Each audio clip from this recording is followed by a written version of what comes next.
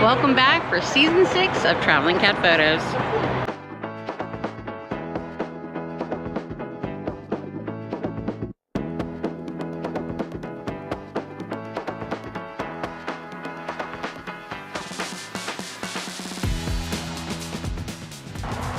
Today we're at the California Railroad Museum.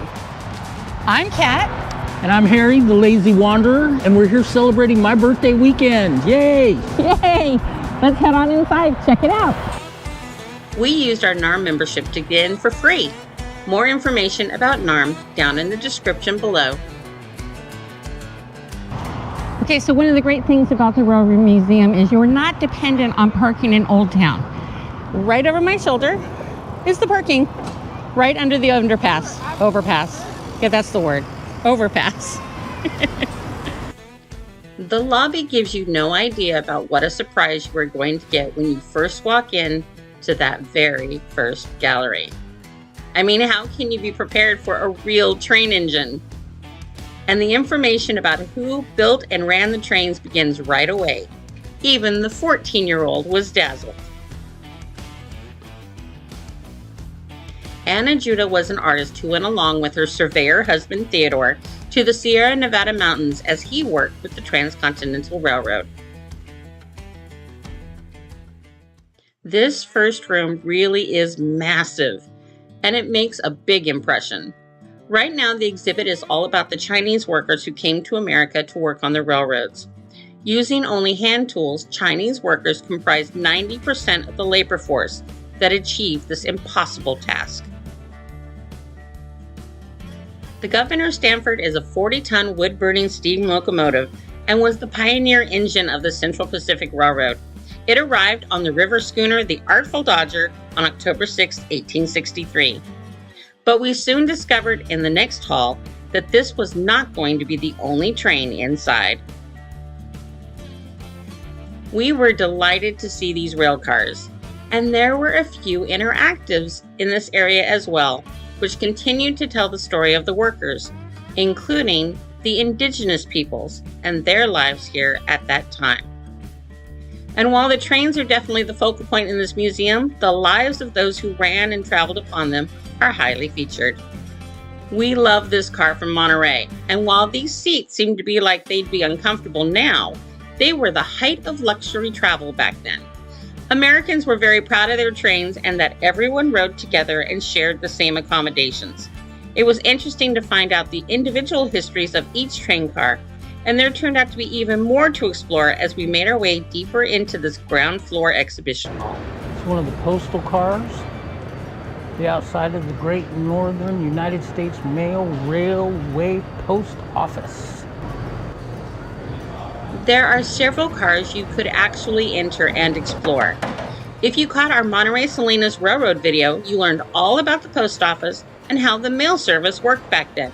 If you missed it, we'll link it down below in the description so you can check it out. So when the train was moving, they'd use that crane and hook it on there, and then if it was stopped, obviously they just tossed the bags out. The cubbies above the bags are labeled with the names of the towns they were delivering to. All the mail bags for sorting. Like the cars you've seen so far, the North Pacific Coast Railroad No. 12 is a narrow gauge engine. It is believed to have traveled the 80-mile line between Sausalito and Duncan's Mills. We love this tribute to the Chinese workers by artist Shui Zhan Wang, added in 2019. Make sure the orange gauge is already in the correct pressure. Yeah, so that the engine doesn't overheat. Kind of sitting here in the driver's seat of one of these locomotives. It's pretty cool. Okay, so here we are on one of the sleeper cars. Pretty cool. A little dark and gloomy. Oh, this is the bathroom. The lavatory with a spittoon in the corner. Alright, these look pretty plush digs for the 1890s. 1925. What year was this car? Pardon me? What year was this car? So it was built in 1929. 1929. Before the Great Depression, but it was built in Canada. Oh, okay. It was never in the United States. Oh, really? Okay. It spent 42 years going across east to west. Vancouver on the west, Nova Scotia on the east. Okay. Wow. Doing sleeping. Sleeping? This is a private room. Do you have to go back that way? No, it keeps going, yeah.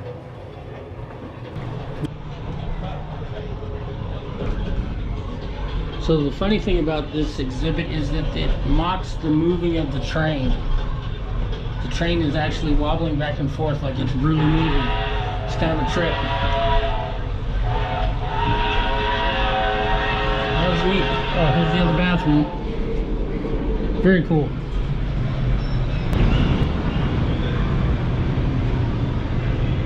Oh, here's the kitchen.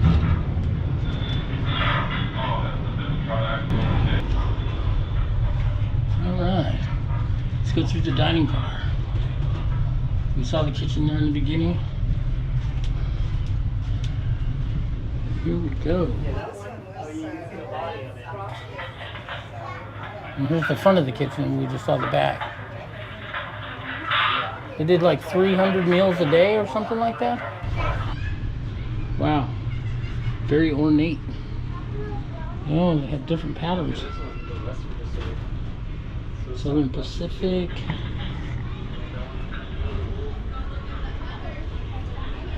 Lexington, Topeka, and Santa Fe lines.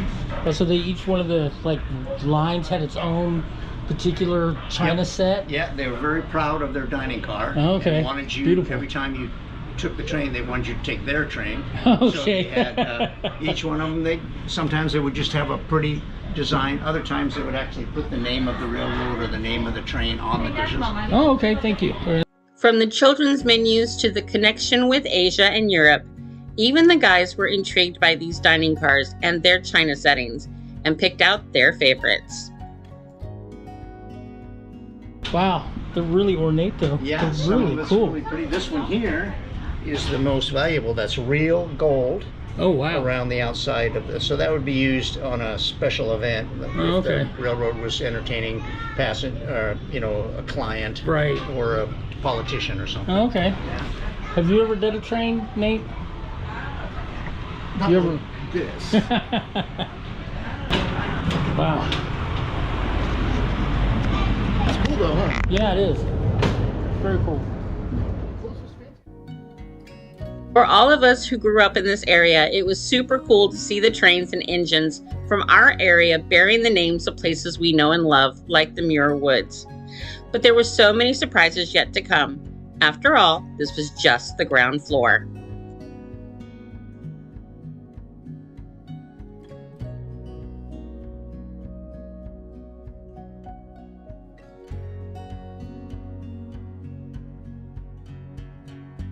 Okay, so one of the things about the trains here, they're so ornate. I mean, they're so well done, they're pristine. I know it's a museum, so they're supposed to be, but I'm still kind of blown away by that fact that they look so ornate and have so much,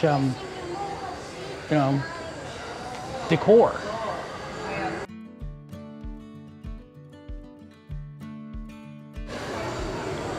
There really is a lot to see here, along with,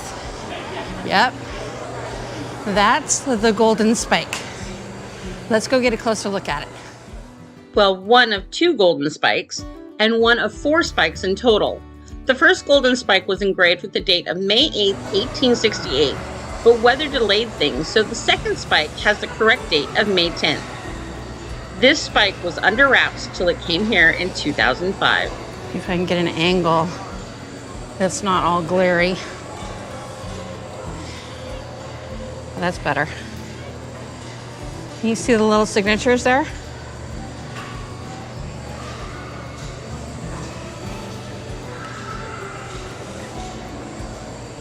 Talk about a piece of California history.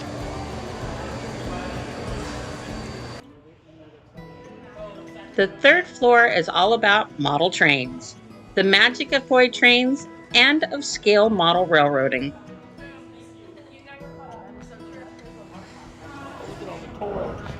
Okay, you be the collector.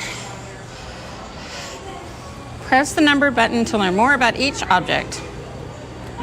You have to hold it, I think. Oh, right there. 1926. 1930s. There we go. 2004. 1940 version. Okay, that's cool. This part of the top floor features over 1,000 vintage toy trains from various eras, 6 interactive displays, and a spectacular operating miniature toy train town. It's incredible. These are neat. Lionel. It doesn't say what they're made of. Do you think they're steel?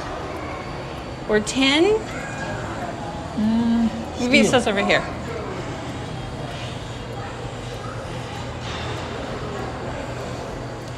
Nope. Ivy Toys make happy boys.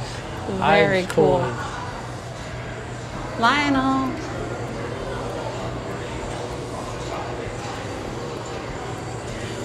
I'm not sure I've heard of Ives trains, only Lionel.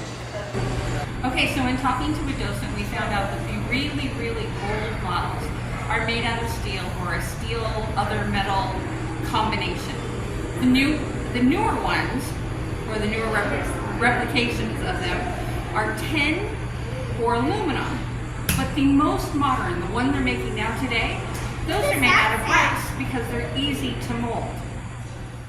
On the 3rd floor, checking out the trains. Oh, all right. Harry, time for the whistle. Uh-oh. Ready? Here we go.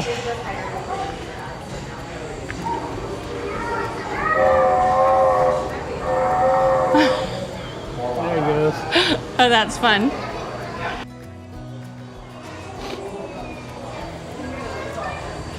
Oh, they even have boats. Vintage Disney.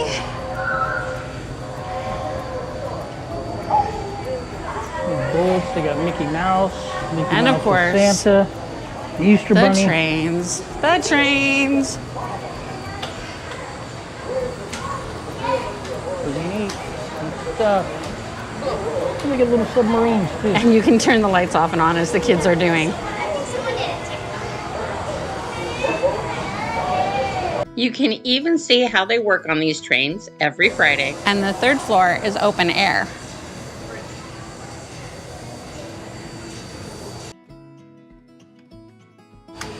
Oh, I found scouts. All right, so what does that one do? And then the next one. Oh, for the back? Closer. That's very cool.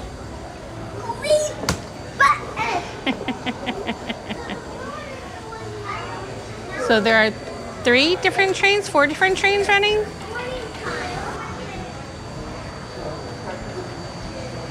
We all enjoyed this display and kept pointing out some of the thousands of details included. And they even have sounds through here. Okay, ready?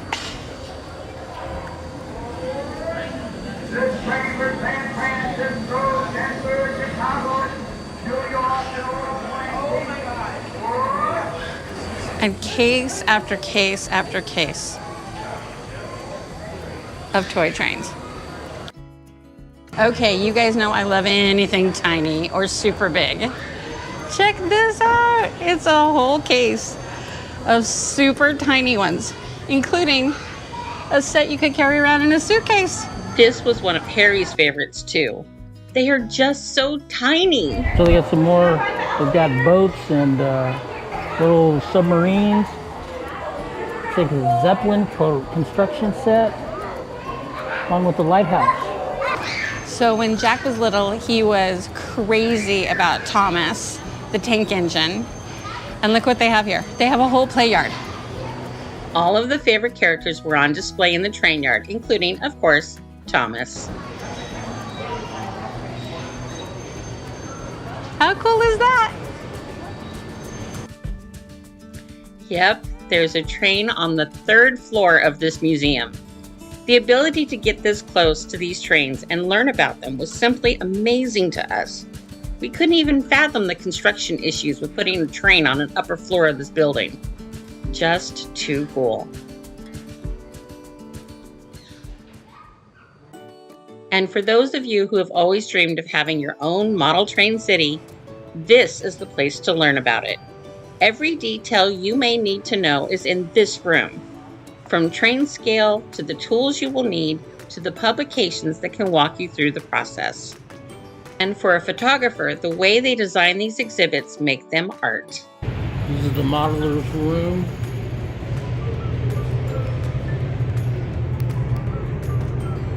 Everything from the thousands of miniature trains to the vintage train tickets. It's just so bright and colorful that it's not just a place to learn. It's also a beautiful sight to see. You get bits of popular culture, like the train from Harry Potter, as you find out what each term means and what you might need in the setup of your own train yard and route with a clear example of how to build it. Ducks are optional, but recommended. So take note of these names if you want to go ahead with that model train dream. Oh, the exhibits just keep on coming. Wow. St. Clair Northern. Really cool place. I had not thought it would take 2 hours, but it will be 2 hours before we leave here.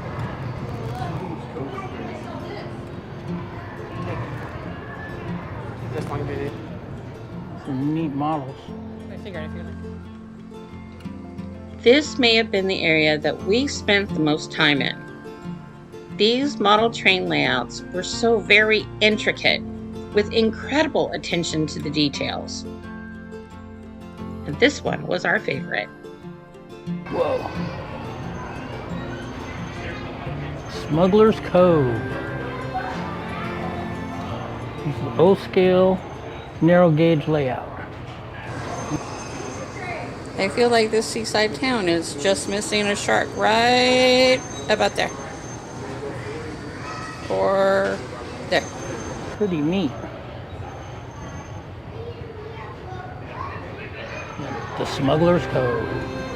Loved all the details, right down to the dog chasing the mailman. Oh, that's pretty neat. Live steam in miniature. That's pretty cool. So this is how a toy train works. As you can see, the transformer draws the house power. Low voltage electricity is transferred to the center rail of the track. And then the toy train uses a pickup roller mounted underneath it to get the electricity off the track. And we talk about marketing to girls. Whether it's your favorite fandom or even your choice of precious metals, like these 22-karat gold trains, or historic recreations, there's a kit for you. Of course, we didn't know these came in a kit. That, of course, leads us to the museum store, where you can pick up your own trains or train memorabilia. With everything from kits to shirts to magnets to jewelry, you will definitely find a treat to take home. And the kids will want everything. So this wraps up our time at the California State Railroad Museum. I had a lot of fun. We really did. And be warned, it is at least a 2-hour museum. And if you've got littles with you, it's going to be a lot more than that. Yeah, it's a lot longer. We didn't shoot some of they've got like interactives for the little kids to build little wooden trains and stuff like that. But can't film kids, so didn't really get right. So we don't feel comfortable filming other people's families, so we really try to keep the kids out. But this was just so much fun. We did get a little warm in the upper levels, so be warned of that. But I'm telling you, it's totally worth it. Walking back along the waterfront, you get to see the working train yard, along with the beautiful views of the river. And yep, those are sea lions. If you have time to really hang out here, there is plenty to see and do along with the Delta King, It's a hotel and restaurant, and you can actually get married on it. The end of Old Town is marked by the Gold Tower Bridge.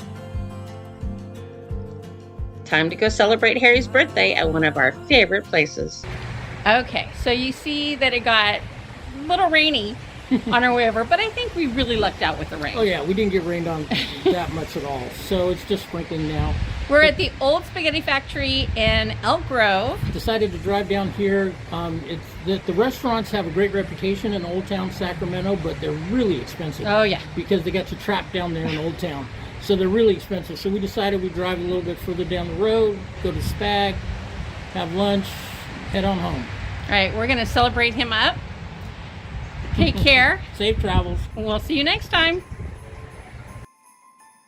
Thanks for hanging out with us today. To wind up our visit, a little view from the Polar Express at night from the hotel room window. It runs from mid-November to the last weekend before Christmas.